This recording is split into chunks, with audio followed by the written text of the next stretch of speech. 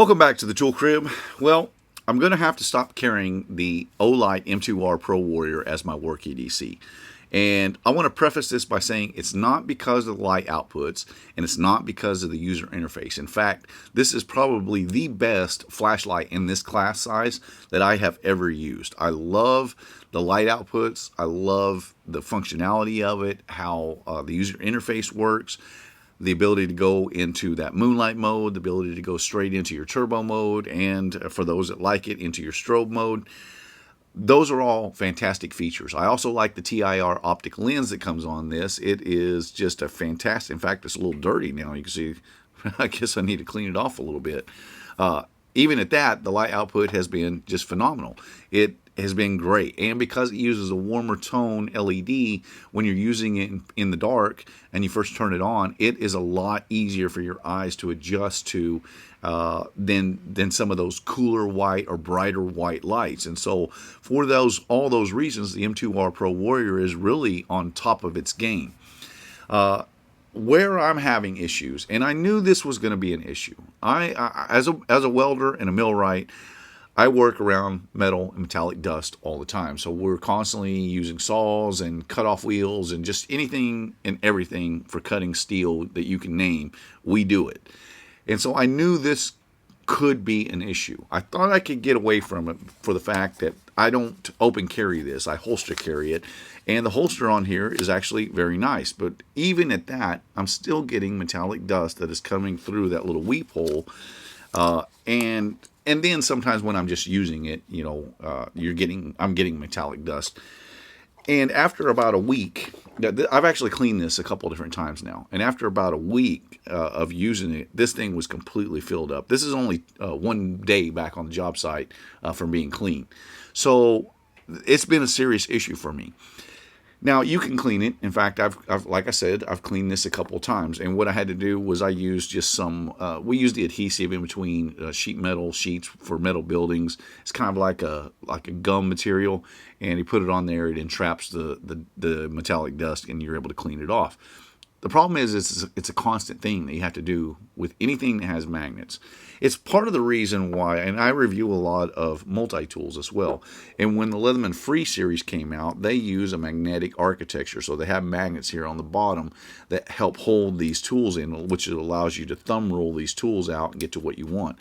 It's part of the reason why these do not work for me either. And while a lot of people like them, I knew off the start that it wasn't going to work because they're designed to interact with metallic objects. And working as a welder and millwright, the environments I'm in, it was just a no-go from the start. However, I thought I could get away with it with the Olight. The fact of the matter is I'm going to have to go, for the time being, I'm going to go back to my tried and true Fenix PD36R. This has been a fantastic light. It's never let me down.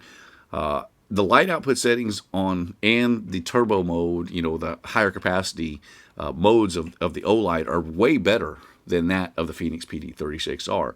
But this is a very, very good flashlight in its own right. And again, it's a year and a half in technology behind the Olight. So hopefully the revised version of the Fenix will be even better.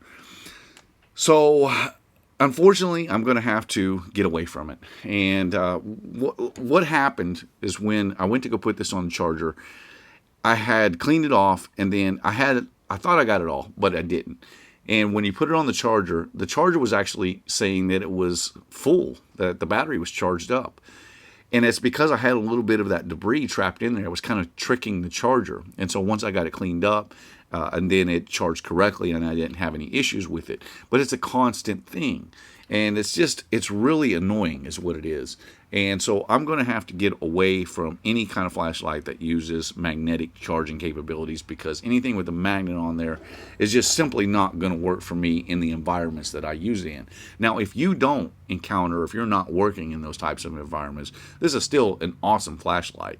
I have no problems with the light or the light output or the user interface to this flashlight. They're just absolutely incredible. Again, it's probably one of the best that I've ever used. The fact of the matter is, in my environment, what I work with, it's just simply not going to work for what I need it to do. And so I actually have a whole lot of flashlights that I just haven't had a chance to review. I have a lot of Phoenix flashlights, and I'll try to get into some others as well. But Phoenix flashlights are one of the best out there, and this one has been really, really good to me as well. So I've got some other Phoenix that are some of the newer models that have come out here in the last several months that I need to get reviewed as well, and probably try to find a replacement even for that PD36R. For now, the M2R Pro Warrior, I'll still use it, but I just can't use it at work. It's just not going to work for me. So I want to let you guys know about the issues that I was having with the magnetic charging capabilities of this Olight. And again, it's a great flashlight. I don't want anyone to take away from this that this is not a good flashlight. This is a phenomenally good flashlight. It's not quite what I need. My name's Ben. You've been watching the Texas Tool Crib. I appreciate you watching, and I'll see you in the next one.